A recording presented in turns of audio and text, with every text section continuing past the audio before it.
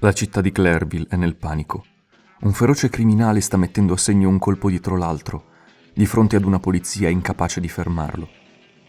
Il governo, a corto di opzioni, reintroduce la pena di morte ed attua una politica di pugno di ferro, nella speranza di riuscire ad arginare questa inarrestabile ondata di crimini. Il ladro è però inafferrabile. Di lui non si conoscono né il volto né l'identità, ma solo il nome: Diabolik. A bordo della sua celebre Jaguar nera, con a fianco la sua compagna di vita e di crimine, Eva Kant, il re del terrore mette anche in ombra ed umilia la malavita e i gangster di Clairville. Questi, esasperati dalla stretta attuata dalle forze dell'ordine sui loro loschi affari, cercano di venire a patti con l'ispettore Ginko, la nemesi di Diabolik, promettendogli la testa del criminale in cambio di una tregua. Nel 1962 l'editoria italiana è testimone di qualcosa mai visto prima nel nostro paese. Il mondo dei fumetti assiste alla nascita di Diabolik, un antieroe crudele, avido e spietato, un ladro omicida verso cui il lettore prova timore e al tempo stesso ammirazione. Angela Giussani, un'intraprendente editrice, prende spunto da celebri icone del passato come Fantomius ed Arsène Lupin per creare il primo protagonista del fumetto nero italiano, un filone che avrà un'enorme popolarità negli anni a venire. Il successo di Diabolik è rapido. I lettori si innamorano subito della silhouette nera del personaggio, del suo incredibile genio criminale e anche della sua spietatezza verso qualunque ostacolo si pari sul suo cammino. A quel punto, il fiorente mondo del cinema di genere dell'Italia degli anni '60 non rimane di certo a guardare.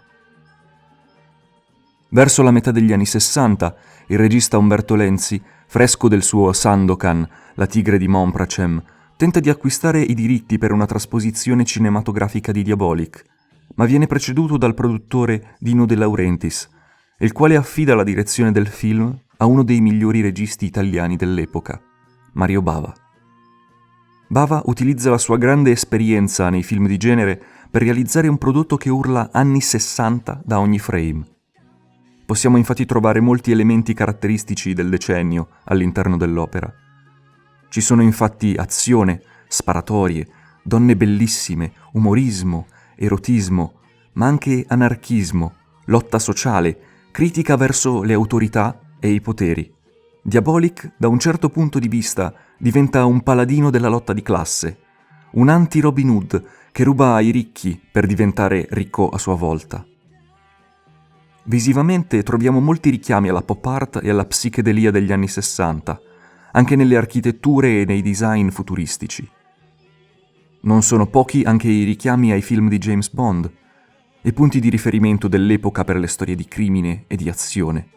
Il nemico principale del film, un boss della malavita circondato da donne, che utilizza pittoreschi metodi per eliminare i nemici, è infatti interpretato da Adolfo Celi, che pochi anni prima aveva ricoperto il ruolo di villain in Thunderball, Operazione Tuono.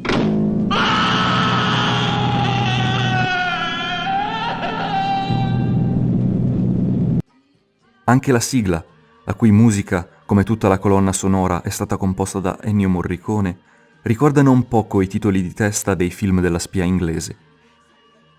Quello che è forse il principale punto debole del film è la sceneggiatura. L'opera infatti non segue una trama lineare, ma è un insieme di avventure lontanamente collegate tra loro.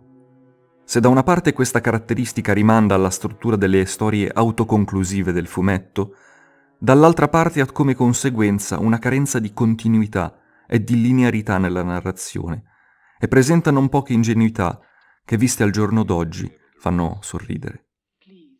In Italia il film è stato criticato soprattutto per la poca somiglianza caratteriale di Diabolik ed Eva con le loro controparti fumettistiche.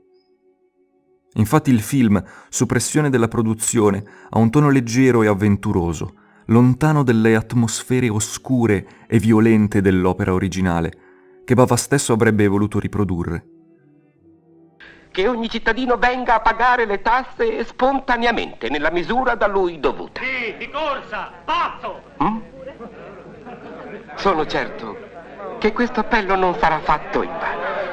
Il regista ha discusso non poco con De Laurentiis su questo punto, ottenendo un prodotto finale di cui non si riteneva soddisfatto ed opponendosi in modo categorico alla realizzazione di un seguito.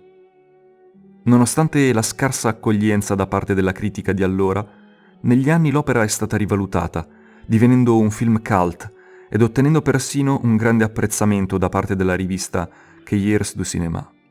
Il film, tuttavia, è rimasto nel cuore solamente di una cerchia ristretta di appassionati. Il re del terrore non ha mai smesso però di esercitare un enorme fascino sugli italiani. Infatti dal 2018 è in produzione una nuova pellicola su Diabolik, prevista nelle sale per la fine del 2021, che sarà incentrata sull'incontro tra il criminale e The Vacant, interpretati da Luca Marinelli e da Miriam Leone. Il film è diretto dai Manetti Bros e sarà girato unicamente in location italiane. Le nostre aspettative sono alle stelle. Non vediamo l'ora di assistere alle nuove imprese del re del terrore sui nostri schermi e assaporare nuovamente quel brivido che ci accompagna dall'uscita della sua prima, crudele avventura.